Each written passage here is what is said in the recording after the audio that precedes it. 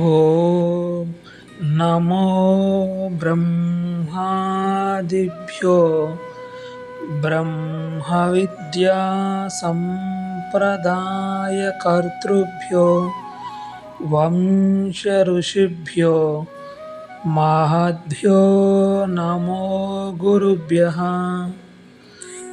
మంగళం గురుదేవాయ మహనీయ గుణాత్మనే సర్వలోకశరణ్యాయ సాధురూపాయ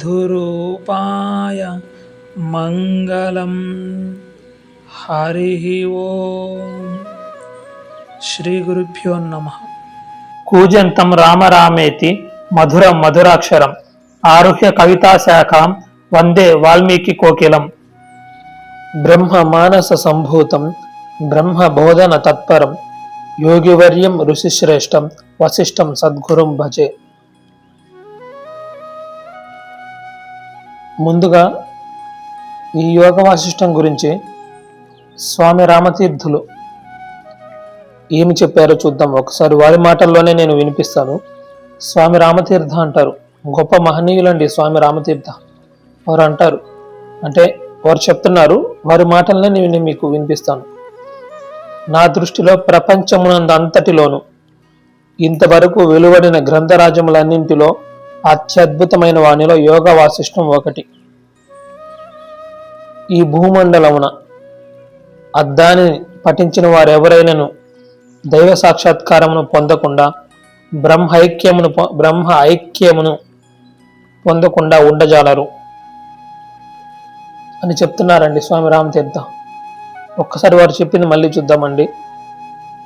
నా దృష్టిలో, అంటే వారి దృష్టిలో, ఈ ప్రపంచమున ఇంతవరకు వెలువడిన గ్రంథరాజములన్నింటిలో అత్యద్భుతమైన వానిలో యోగ వాసిష్టం ఒకటి.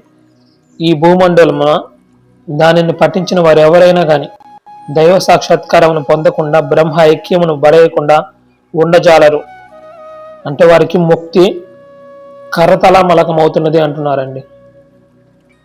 ముక్తిని పొందని వారంటూ ఎవరూ లేరు, ఎవ్వరూ ఉండరు. అటువంటి గొప్ప గ్రంథం ఈ యోగ వాసిష్టము అంటున్నారండి. ముక్తి కరతలమలకం.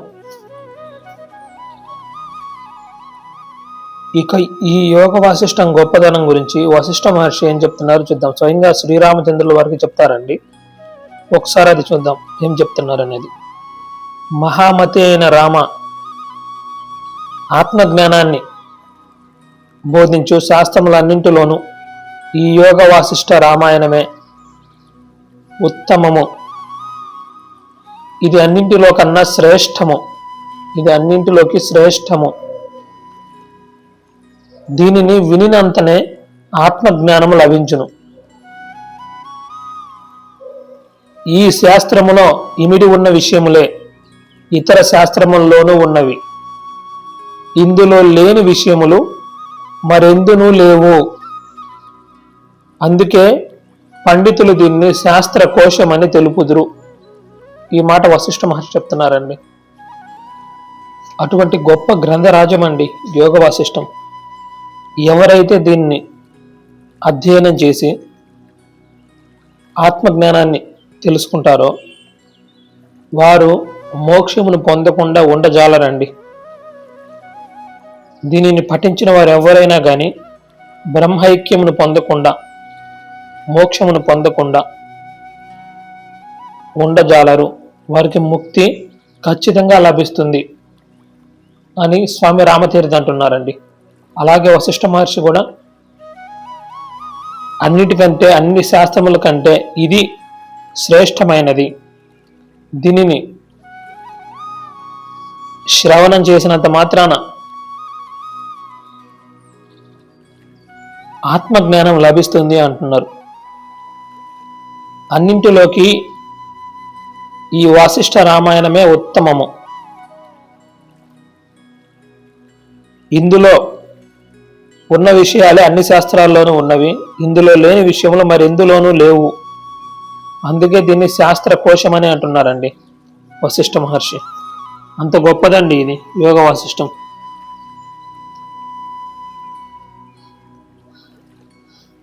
ఈ యోగ వాసిష్ట గ్రంథాన్ని చూసుకుంటే ఇది 32,000 శ్లోకాల అతి పెద్ద వేదాంత గ్రంథం అండి.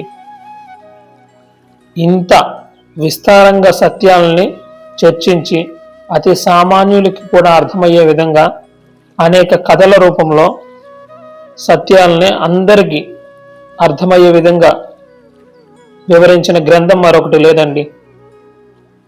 ఇంత విస్తారంగా వేదాంతాన్ని చెప్పిన గ్రంథం మరొకటి లేదండి. సత్యాన్ని ఇంత వివరంగా విపులంగా వివరించిన గ్రంథం మరొకటి లేదండి. అతి పెద్ద వేదాంత గ్రంథం అండి. 32,000 శ్లోకాలతో ఉన్న అతి పెద్ద వేదాంత గ్రంథం ఏంటంటే ఈ యోగ వాసిష్టం అండి.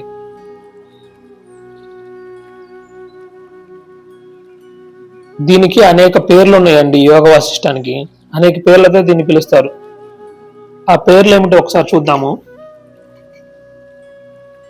గుర్తుపెట్టుకోనండి. యోగ వాసిష్టం అన్నా, జ్ఞాన వాసిష్టం అన్నా, వాసిష్ఠ రామాయణం అన్నా, వశిష్ఠ మహారామాయణం అన్నా, వశిష్ఠ రామ సంవాదం అన్నా, వశిష్ఠ గీత అన్నా, ఉత్తర రామాయణం అన్నా, ఇవన్నీ ఒకే గ్రంథానికి సంబంధించిన పేర్లండి.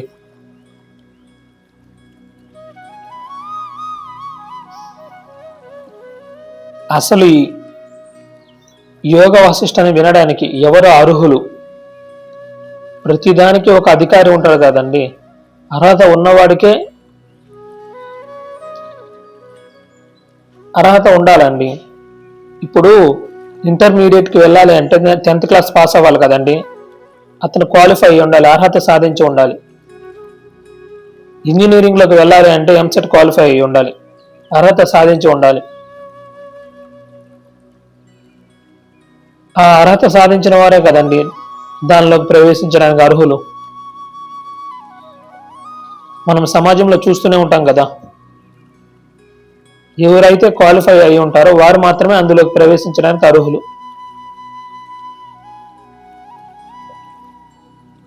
మరి ఇటువంటి గొప్పదైన యోగ వాసిష్టాన్ని వినడానికి ఎవరు అర్హులు? ఆ అర్హత ఎవరికి ఉన్నది? చాలా స్పష్టంగా చెప్తున్నారండి ఎవరు అర్హులు అనేది. అందరూ అర్హులు కాదండి. కాలక్షేపానికి, టైం పాస్కి వినే గ్రంథం కాదండి. అర్హులు ఎవరో తెలుసా అండి? చెప్తున్నారు దీంట్లోనే అండి, యోగ వాసిష్టంలోనే చెప్తారు ఎవరు ఈ గ్రంథానికి అర్హులు అనేది. ఎవరో తెలుసా అండి? నాకు బంధము ఉన్నది, నేను బంధింపబడి ఉన్నాను, నేను ఎలాగైనా సరే ఈ బంధనాల నుండి విముక్తిని పొందాలి అనే సంకల్పం ఎవరికైతే ఉంటుందో, అనే ఆలోచన ఎవరికైతే ఉంటుందో వారు మాత్రమే ఈ శాస్త్రం నందు అధికారండి. నాకు బంధము ఉన్నది, ఇది ఫస్ట్ అసలు మనకు తెలియాలండి. నేను ఈ ప్రపంచంలో బంధింపబడి ఉన్నాను, నాకు బంధనం ఉన్నది, ఈ బంధనాల నుండి నేను విడిపడి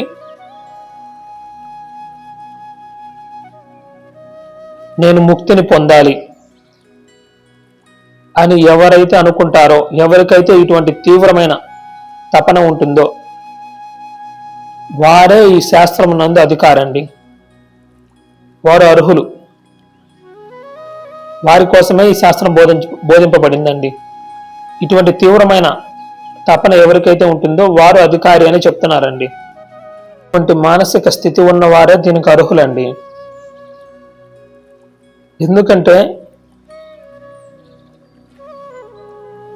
ఎన్నో గొప్ప గొప్ప విషయాలన్నీ, అద్భుతమైన జ్ఞాన నిధి ఉన్నదండి. జ్ఞాన భాండాగారం ఈ యోగ వాసిష్టం. అందుకే స్వామి రామతీర్థ లాంటి గొప్ప మహానుభావులు ఈ గ్రంథాన్ని అంతగా కొనియాడారు. 32,000 శ్లోకాలతో ఉన్న అతి పెద్ద వేదాంత గ్రంథం అండి.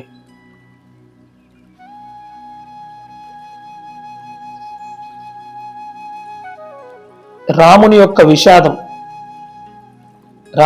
విషాదంలో నుంచి వచ్చిందండి ఇది.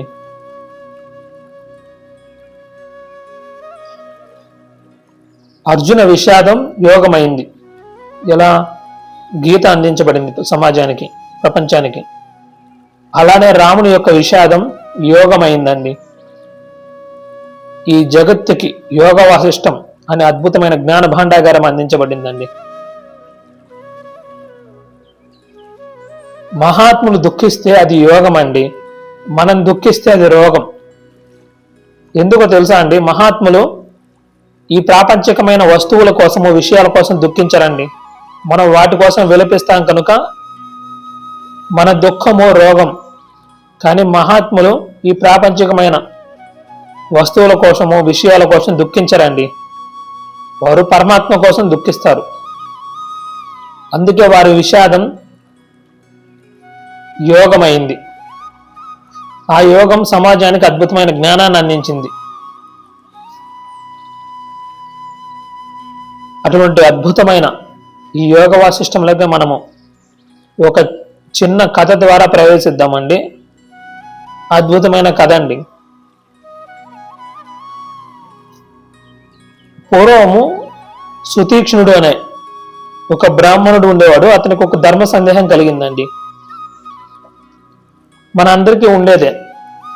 ఏమిటంటే కర్మ గొప్పదా, జ్ఞానం గొప్పదా?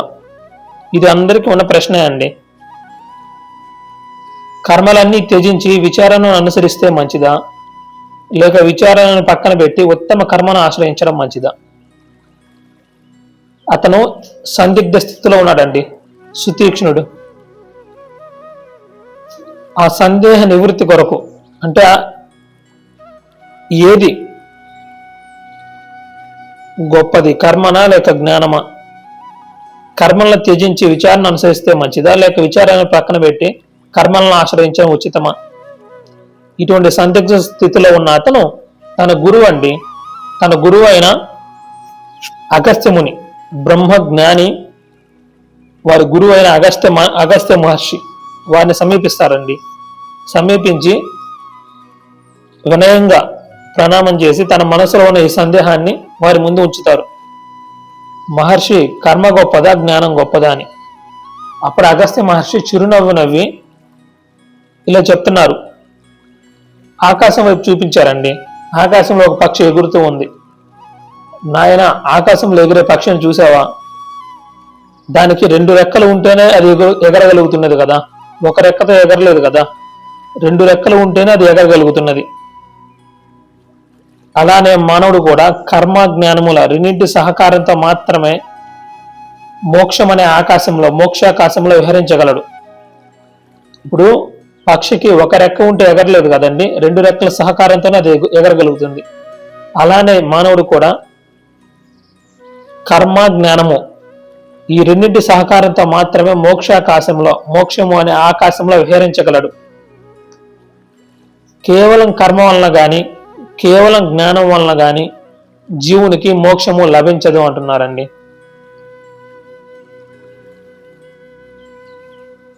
ఈ విషయంలో నీ సందేహాలన్నీ తొలగడానికి నీకు ఒక కథ చెప్తాను, విను అని కథలోకి ప్రవేశిస్తున్నారండి.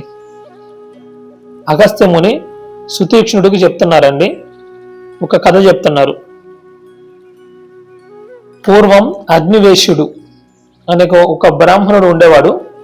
అతని కుమారుడు కారుణ్యుడు. ఆ కారుణ్యుడు గురుకులంలో వేదాంగాలు చదివి గురుకులం నుండి తిరిగి ఇంటికి వచ్చాడు. ఇంటికి వచ్చిన తర్వాత వంశపారపర్యంగా వచ్చే అగ్ని కార్యములు, సంధ్యావందనము, అగ్నిహోత్రము, సంధ్యావందనము ఇవేమి చేయకుండా తిరుగుతూ ఉండేవాడు. అగ్నివేశుడు అంటే వాళ్ళ తండ్రి గారైన అగ్నివేశుడు ఇది గమనించాడు. ఒకరోజు తన కుమారుణ్ణి దగ్గరికి పిలిచి చెప్తున్నాడు, కుమారా, నువ్వు ఈ కర్మానుష్ఠానం, కర్మలన్నీ త్యజించినట్లున్నావు. ఈ కర్మలన్నింటినీ వదిలిపెట్టి నువ్వు ఎలా సిద్ధి పొందాలనుకుంటున్నావు? తండ్రి యొక్క ప్రశ్నకి కారుణ్యుడు సమాధానం చెప్తున్నాడండి. తండ్రి మరి నన్ను ఏం చేయమంటారు? వేదంలో కొన్ని భాగములు కర్మానుష్ఠానం చేయవలసిందే అని ప్రవృత్తి మార్గాన్ని నిర్దేశిస్తున్నాయి. కర్మలను ఆచరించవలసిందే, చేయవలసిందే అని ప్రవృత్తి మార్గాన్ని నిర్దేశిస్తున్నాయి. ఇక మరికొన్ని భాగములు కర్మ వలన, ధనం వలన, సంతానం మొదలైన వాటి వలన మోక్షం లభించదు. ఇవి ఏవి మోక్షాన్ని ఇవ్వలేవు. సర్వాన్ని త్యజించడం ఒక్కటే, సర్వత్యాగం ఒక్కటే ఉపాయం అని నివృత్తి మార్గాన్ని వదిలిపెట్టమని ఆ నివృత్తి మార్గాన్ని చూపుతున్నాయి. మనకి ఇది కైవల్యోపనిషత్తులో కూడా ఉన్నదండి. న కర్మణ న ప్రజయ ధనేన త్యాగేన ఐకే అమృతత్వ మానసహు. కర్మ వలన గాని, ధనం వలన గాని, సంతానం వలన గాని మోక్షం లభించదు. త్యాగేన ఐకే అమృతత్వ మానసహు. సర్వాన్ని త్యజించడం వలన మాత్రమే అమృతత్వం సిద్ధిస్తుంది అంటున్నారండి. అదే ఇక్కడ కూడా చెప్తున్నారు. మరి నన్ను ఏం చేయమంటారు తండ్రి? కర్మ చెయ్యాలా వద్దా? ఏమి తోచక ఇలా మౌనం వహించి ఉన్నాను. ఈ మాటలు విని అగ్నివేశుడు పెద్దగా నవ్వుతాడండి. నవ్వి, ఓహో అదా నీ సందేహము, నీ సంగతి అదా? సరే, నీకొక కథ వినిపిస్తాను, విను. అదంతా విన్న తర్వాత నీకు ఎలా తోస్తే అలా చెయ్యి అని చెప్పేసి అగ్నివేశుడు కారుణ్యుడితో చెప్తున్నాడండి. ఈ కథ ఎవరు చెప్తున్నారు? అగస్త్య ముని సుతీక్షుడికి చెప్తున్నాడండి.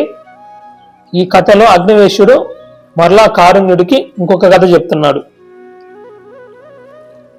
సురుచి అనే అప్సరస ఒకనాడు హిమాలయ పర్వత శిఖరంపై ప్రశాంతంగా కూర్చుని ఆకాశం వైపు చూస్తూ ఉన్నది.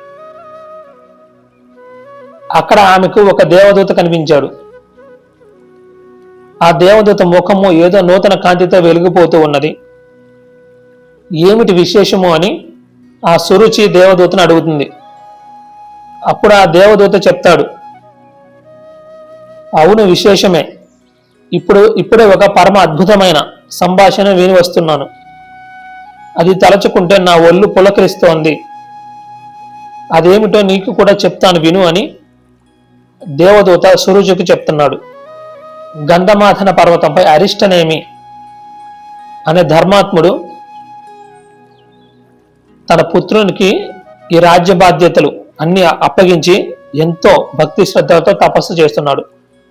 మన ప్రభువు ఇంద్రుడు అతని యొక్క తపస్సుకు మెచ్చి అతన్ని స్వర్గానికి తీసుకుని రావాల్సిందిగా నన్ను పంపాడు అతని దగ్గరికి. నేను అతని దగ్గరికి వెళ్ళానికి నమస్కారం చేసి స్వర్గానికి ఆహ్వానించాను. అప్పుడు ఆ రాజు, అయ్యా మీకు నమస్కారము, నాకు ఒక చిన్న సందేహం ఉన్నది. దేవలోకంలో కూడా, అంటే స్వర్గలోకంలో నాకు అవధులు లేని, అంటే అన్లిమిటెడ్ హ్యాపీనెస్, దుఃఖ స్పర్శ లేని శాశ్వతమైన ఆనందం నాకు లభిస్తుందా? లేక ఇక్కడ ఈ భూలోకంలో లాగే దుఃఖము, ఈర్ష్య, అసూయ, రాగద్వేషాలు ఇవన్నీ మనుషుల మధ్య ఉండే ఈ భావాలన్నీ ఈ సంసారం అంతా అక్కడ కూడా ఉంటుందా అని నన్ను ప్రశ్నించాడు.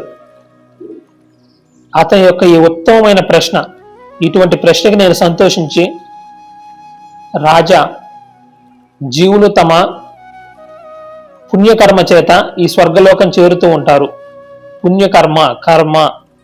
పుణ్యకర్మ చేత ఈ స్వర్గం చేరుతూ ఉంటారు. అయితే ఈ జీవులు చేసే పుణ్యకర్మలలో భేదాలు ఉంటాయి కదా, ఉత్తమ, మధ్యమ, అధమ, ఈ భేదాలు ఉంటాయి కదా. సో ఈ భేదాల కారణంగానే, అంటే ఉత్తమమైన పుణ్యం చేసిన వారు కొంచెం తక్కువ, అంతకంటే కొంచెం తక్కువ, ఈ ఉత్తమ, మధ్యమ, అధమ ఈ భేదాలు ఉంటాయి కదా. సో వీటి ఆధారంగా ఈ స్వర్గలోకంలో కూడా మీ భూలోకంలో లాగానే అధికులైన వారు, అంటే అధికమైన భోగాలు అనుభవించేవారు, అల్పులైన వారు, అంటే అల్పంగా భోగాలు అనుభవించేవారు, స్వర్గ భోగాలు అనుభవించేవారు ఉంటారు, వారి వారి పుణ్య కర్మ ఫలం ఆధారంగా. దానివల్ల ఆ విధంగా ఇక్కడ కూడా, అంటే ఎక్కువైన పుణ్య భోగాలు అనుభవిస్తూ ఉంటారు సార్. అంటే ఎక్కువ భోగాలు అనుభవించే వారిని చూసి తక్కువ భోగాలు అనుభవించేవారు ఈర్ష్యపడుతూ అసూయ చెందుతూ ఉంటారు. ఎక్కువ భోగాలు అనుభవించేవారు తక్కువ భోగాలు అనుభవించే వారిని చూసి అహంకరిస్తూ ఉంటారు. సో ఇక్కడ కూడా ఈ ఈర్ష్య, అసూయ, రాగద్వేషాలు అనేవి ఉంటాయి. ఇంకా మరి ఒకటి ఏమిటంటే, ఈ పుణ్యఫలం అంతా ఖర్చు అయిపోయిన తర్వాత ఆ జీవులు మళ్ళీ ఈ భూలోకంలోకి వెళ్ళవలసిందే. మరలా ఇక్కడ దుఃఖాన్ని పొందుతూనే ఉంటారు. కనుక ఓ ఉత్తమ పుణ్యశీలుడా, ఓ పుణ్యవంతుడా, ఓ అరిష్టనేమి రాజా, ఇక మనం స్వర్గలోకానికి బయలుదేరదామా అని నేను అతన్ని అడిగాను. అప్పుడు అరిష్టనేమి చెప్తున్నాడు నాతో, ఓ దేవదూత, ఉన్న విషయమంతా స్పష్టపరిచినందుకు నీకు కృతజ్ఞుణ్ణి. స్వర్గలోకంలో సైతం ఈ రాగద్వేషాలకి ఆస్కారం ఉన్నది అని నీవు చెప్తున్నావు కదా, కనుక అటువంటి స్వర్గం నాకు వద్దు. ఇక్కడ అవే రాగద్వేషాలు, ఈర్ష్య, అసూయలు ఉన్నాయి, అక్కడ కూడా అవే ఉన్నాయి. ఇంక దేనికి ఆ స్వర్గలోకం? అటువంటి స్వర్గం నాకు వద్దు. ఉత్తమ పుణ్యకర్మలు ఆచరించి, కర్మకాండను ఆచరించి, పుణ్యకర్మలు సత్కర్మలు ఆచరించి ఆ స్వర్గలోకాలు కాంక్షించేటట్లయితే, స్వర్గలోకాలు స్వర్గభోగాలు అనుభవించాలనుకునే మానవులకి స్వర్గభోగాలు అనుభవించాలి అనుకుంటే అటువంటి అల్పమైన స్వర్గభోగాలు నాకు వద్దు. ఎందుకంటే ఇక్కడ ఎటువంటి గుణదోషాలు ఉన్నాయో, అంటే ఈర్ష్య, అసూయ, రాగద్వేషాలు ఇవన్నీ ఉన్నాయో,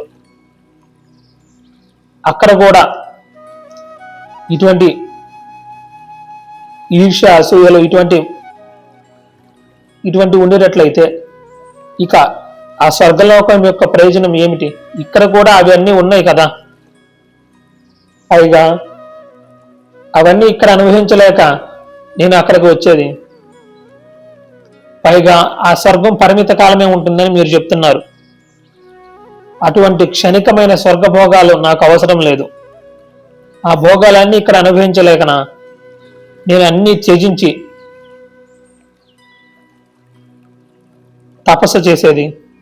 నాకు ఈ క్షణికమైన, ఈ తాత్కాలికమైన ఈ స్వర్గభోగాలు ఈర్ష్య, అసూయలతో నిండి తాత్కాలికంగా లభించే ఈ భోగాలు నాకు వద్దు. నాకు శాశ్వతమైన ఆనందం నాకు కావాలి. ఈ శాశ్వతమైన ఆనందాన్ని నేను కోరుకుంటున్నాను. దానికోసం నేను ఇంకా తపస్సు చేస్తాను. నా దేహము పడిపోయినా పర్వాలేదు, నా దేహము నేల రాలినా పర్వాలేదు, నేను అందుకు సిద్ధమే అని చెప్పి మౌనం వహించాడు అరిష్టనేమి రాజు. స్వర్గభోగాల కోసం ఈ కర్మకాండాలు ఆచరిస్తూ ఉంటారు మానవులు. స్వర్గలోకాల కోసం ఈ కర్మకాండలు, ఆ భోగాలు అనుభవించడం కోసం కర్మకాండలు, యజ్ఞ యాగాలు, వ్రతాలు, ఉపాసనలు ఇవన్నీ ఆచరిస్తూ ఉంటారు. ఇటువంటి స్వర్గ సుఖాలు కోరి వచ్చిన, తిరస్కరించిన ఈ అరిష్టనేమి ఉన్నారు చూసారా, ఆ మహారాజు యొక్క గొప్పతనం నాకు విస్మయం కొలిపించింది అని దేవదూత సురుచికి చెప్తున్నాడు. ఇక నేను చేసేది ఏమీ లేక వెనుకకు మరలాను. దేవేంద్రుడిని సమీపించి ఈ విషయమంతా విన్నవించాను. స్వర్గభోగాల యందు అరిష్టనేమి గల అనాసక్తత, అంటే వాటి యందు ఆసక్తి లేదు, వాటి యందు ఎటువంటి కాంక్ష లేదు. ఈ స్వర్గభోగాల యందు అతనికి కాంక్ష లేదు. ఈ స్వర్గభోగాలని అంటే ఇక్కడ ఇటువంటి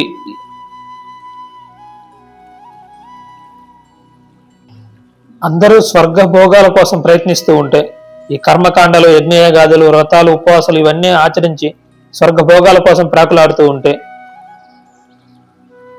ఇవి అతని దగ్గరికి వచ్చినా గాని, అతని పాదాల దగ్గరికి ఇవన్నీ వచ్చినా గాని వీటిని తిరస్కరించాడే, వీటి యందు అతనికి ఆసక్తి లేదు అని నాకు అర్థమవుతూ ఉన్నది. అంటే ఈ ఇహలోకంలో గాని పరలోకంలో గాని ఈ విషయాలు ఉన్నాయి చూసారా అండి, విషయ భోగాలు, వీటి యందు అతనికి ఆసక్తి లేదు. వేటిని అతను కోరుకోవడం లేదు. సామాన్య మనుషుడు వేటి కోసమైతే వెంపర్లాడుతూ ఉంటాడో, విషయ భోగాల కోసం, అటువంటి వేటిని అరిష్టనేమి కోరుకోవడం లేదు. వాటి యందు ఆసక్తి లేదు. అతని మనసు ప్రపంచం వైపు వెళ్ళడం లేదు. ప్రపంచం వైపు నుంచి వెనుకకు మరలి ఉన్నది. అటువంటి మహాత్ముడికి మనం తగిన సహాయం చేయాలి. అతను కోరుకునే మోక్ష స్థితి, శాశ్వతమైన ఆనందం, ఆత్యంతిక దుఃఖ నివృత్తి, పరమానంద ప్రాప్తి, అతను కోరుకునే ఈ మోక్ష స్థితి కేవలం ఉత్తమ విచారణ చేత మాత్రమే లభిస్తుంది. అంటే జ్ఞానం అండి. కేవలం ఉత్తమ విచారణ, ఆత్మ విచారణ దాని చేత మాత్రమే లభిస్తుంది. కర్మయా లేక జ్ఞానమా అని మొదట్లో ప్రశ్న వేశారు కదండి. జ్ఞానం దగ్గరికి వచ్చారండి. ఇంద్రుడు చెప్తున్నాడండి, అతడు కోరుకునే, హర్షినేమి కోరుకునే మోక్ష స్థితి ఉత్తమ విచారణ చేత మాత్రమే లభిస్తుంది.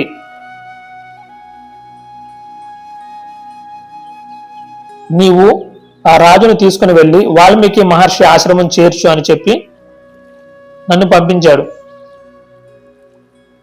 దేవేంద్రుడు చెప్పినట్లే నేను ఆ అరిష్టనేమి రాజుని వాల్మీకి ఆశ్రమం దగ్గరికి చేర్చాను. అప్పుడు అరిష్టనేమి మహారాజు వాల్మీకి ఆశ్రమంలో ప్రవేశించాడు. అక్కడ అంటే వాల్మీకి ఆశ్రమం ఎలా ఉన్నదో వర్ణిస్తున్నారండి. వాల్మీకి మహర్షి ఆశ్రమం అంతా పవిత్రతతో ప్రశాంతంగా ఉన్నది. అక్కడ ఆనందం తాండవిస్తూ ఉన్నది. ఒక ఎత్తైన స్థానంలో వాల్మీకి మహర్షి ఆసీనులై ఉన్నారు.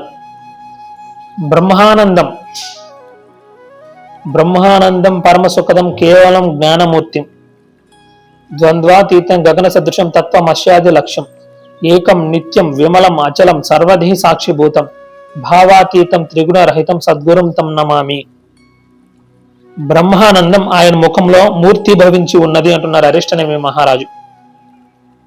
వాల్మీకి మహర్షి వారి ముఖంలో బ్రహ్మానందం, వారి ఆనందంలో రమిస్తూ ఉన్నారండి, బ్రహ్మానందంలో. అప్పుడు అరిష్టనేమి మహారాజు ఆయన్ని సమీపించి ఆయనకి సాష్టాంగ దండ ప్రణామాలు అర్పించారు.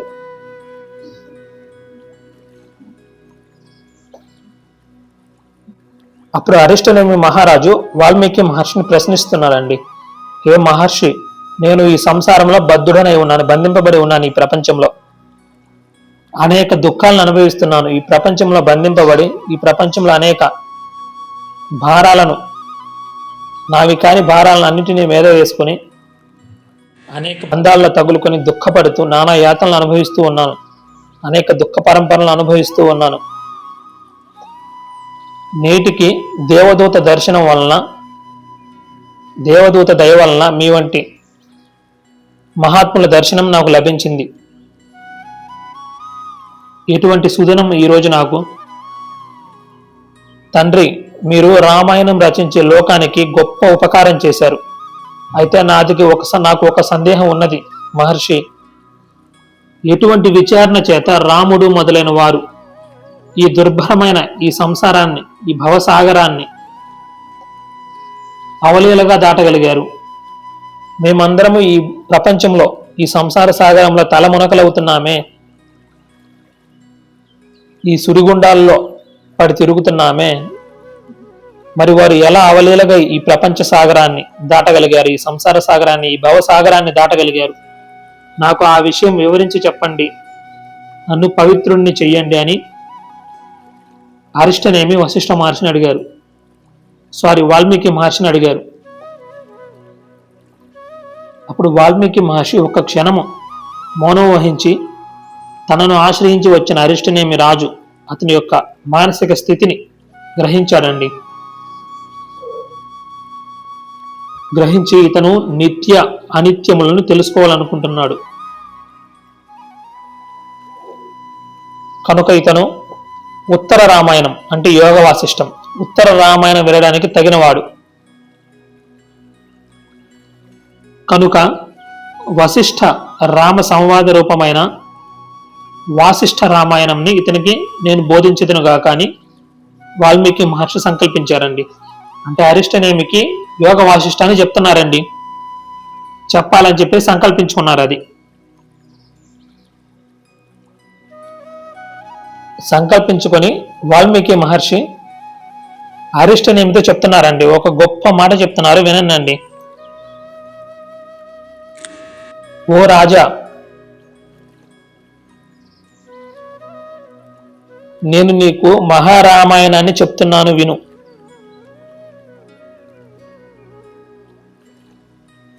నేను నీకు వాసిష్ఠ రామాయణాన్ని చెప్తున్నాను, విను. ఇది శ్రద్ధగా ప్రయత్నపూర్వకంగా విని అవగతం చేసుకున్నావా, అర్థం చేసుకున్నావా, నీవు ఇప్పుడే ఇక్కడే ఈ క్షణమే జీవన్ముక్తిని పొందగలవు. ఎంత గొప్ప మాట చెప్తున్నారండి వాల్మీకి మహర్షి అరిష్టనేమితో. ఈ యోగ వాసిష్టాన్ని, ఈ వాసిష్ఠ రామాయణాన్ని నేను నీకు చెప్పబోతున్నాను. దీన్ని నువ్వు శ్రద్ధగా విని అర్థం చేసుకున్నట్లయితే నీవు ఇక్కడే ఇప్పుడే ఈ క్షణమే జీవన్ముక్తి, నీవు కోరుకునే ఆ ముక్త స్థితిని ఈ క్షణమే పొందగలవు, నీవు జీవన్ముక్తులు కాగలవు అని చెప్పేసి చెప్తున్నారండి. వాల్మీకి మహర్షి చెప్తున్నారు, పూర్వము నేను దివ్య దృష్టితో శ్రీరాముని కథ దర్శించి 24,000 శ్లోకములతో రామాయణం రాశాను. ఇది పూర్వరామాయణం అండి. మనకి 24,000 శ్లోకములతో 7 కాండలతో ఉన్న శ్రీరాముని చరిత్ర ఉన్నది చూసారండి. ఇప్పుడు మనం చదివే శ్రీమద్ రామాయణం, ఈ శ్రీరామాయణం ఇది పూర్వరామాయణం అండి. ఇది 24,000 శ్లోకాలతో ఉంటుంది, 7 కాండలతో. మరి ఒక రామాయణం ఉన్నది అండి, అది ఉత్తర రామాయణం అండి. దీనికే యోగ వాసిష్టం అని పేరు. వశిష్ఠ రామ సంవాదం, యోగ వాసిష్టం. ఇది ఉత్తర రామాయణం అండి. ఇది 32,000 శ్లోకాలండి. పూర్వ రామాయణం 7 కాండలతో ఉంటుంది, 24,000 శ్లోకాలతో. ఈ ఉత్తర రామాయణం 6 ప్రకరణాలండి. 6 ప్రకరణాలతో 32,000 శ్లోకాలతో ఉంటుందండి. ఈ రెండు కలిపి అఖండ రామాయణం అండి, 56,000 శ్లోకాలు. ఇప్పుడు వాల్మీకి మహర్షి ఏం చెప్తున్నారు చూద్దాం. నేను శ్రీరాముని కథ దర్శించి 24,000 శ్లోకములతో రామాయణం రాశాను. భరద్వాజుడు నా శిష్యుడు. అతడు మహామేధావి, బుద్ధిమంతుడు, ఏకసంతాగ్రాహి. ఒకసారి అతనికి నేను ఈ రామ కథను వినిపించాను. అతడు ఆ కథ అంతా మేరు పర్వతంపై ఉన్న బ్రహ్మదేవునికి వినిపించాడు. ఆయన పరమానందం పొంది, కుమార, చాలా బాగున్నదయ్యా, రామచంద్రుని కథ లోకానికి కళ్యాణం కలగచేస్తుంది. నాకు ఈ కథ వినిపించినందుకు ఏదైనా వరం కోరుకో, నీకు నేను ప్రసాదిస్తాను అని బ్రహ్మదేవుడు భరద్వాజునితో అన్నారు. అప్పుడు భరద్వాజ మహర్షి బ్రహ్మదేవుడితో చెప్తున్నాడండి, తండ్రి, ఈ జనుల యొక్క దుఃఖములకు అంతు పొంతు ఉండడం లేదు. నిత్యము ఈ సుఖదుఖాల్లో తలమునకలవుతూ ఉన్నారు. సుఖం అల్పం బహుక్లేశ అంటారు శంకరాచార్యుల వారు. సుఖం అల్పం బహుక్లేశ. ఈ ప్రపంచంలో సుఖము కేవలం అల్పమే ఉంటుంది, కానీ దుఃఖము అధికంగా ఉంటుంది.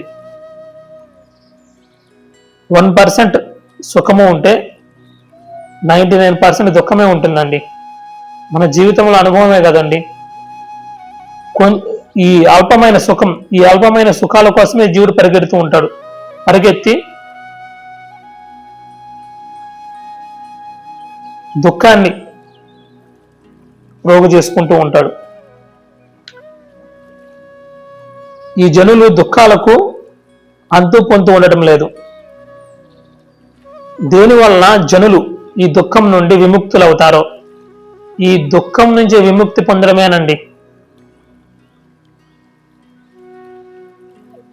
ముక్తి. దేని నుంచి జనులు దుఃఖ విముక్తులవుతారో దాని గురించి చెప్పండి. ఆత్యంతిక దుఃఖ నివృత్తి, పరమానంద ప్రాప్తండి.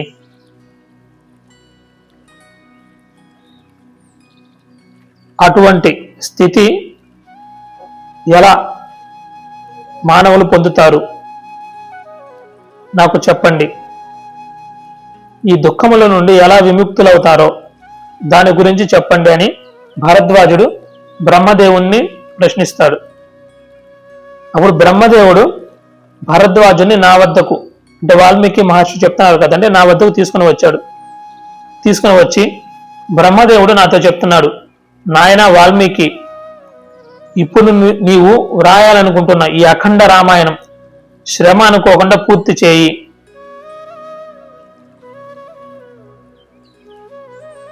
ఇంతకు ముందు సప్తకాండలు ఉన్న పూర్వరామాయణం మధురంగా వ్రాసావు. అయితే శ్రీరాముడు ఏ విచారణ చేత, ఏ కారణం చేత, ఎటువంటి విచారణ కారణం చేత వశిష్ఠ మహర్షిచే బోధింపబడి పూర్ణుడు ఆత్మజ్ఞాని అయ్యాడో, అంటే రాముడు ఏ కారణం చేత, ఎటువంటి విచారణ చేత పూర్ణుడు ఆత్మజ్ఞాని అయ్యాడో ఆ విషయాన్ని నీ ప్రియ శిష్యుడవు ఈ భరద్వాజునికి బోధించు. అటువంటి విచారణ సహాయంతో ఈ జీవులందరూ ఈ భవసాగర నుండి అతి సులభంగా బయటపడగలరు. ఈ భవసాగరాన్ని అతి సులువుగా దాటివేయగలరు. దాట శక్యం కాని ఈ ఘోరమైన ఈ సంసార సాగరాన్ని అతి సులువుగా దాటివేయగలరు. కనుక నీవు భరద్వాజునకు ఆ వశిష్ఠ రామ సంవాదాన్ని బోధించు అని చెప్పి అంతర్ధానమయ్యారు. ఇప్పుడు వాల్మీకి మహర్షి చెప్తున్నారండి, అప్పుడు నేను భరద్వాజునకు బోధించినదే.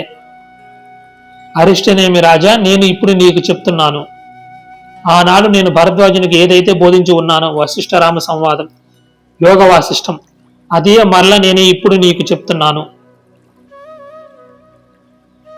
ఉత్కృష్టమైన ఈ ఆత్మజ్ఞానం పొందినవాడు ఇప్పుడే ఈ క్షణమే ముక్తుడగుచున్నాడు, మోక్షాన్ని పొందుతున్నాడు, జీవన్ముక్తుడగుచున్నాడు అని చెప్పి ముగిస్తున్నాడండి. హరి ఓం. ఓం సర్వే జనా సుఖినో భవంతు, సమస్త సన్మంగళాని సంతు, అసతో మా సద్గమయ, తమసో మా జ్యోతిర్గమయ, మృత్యోర్మా అమృతంగమయ.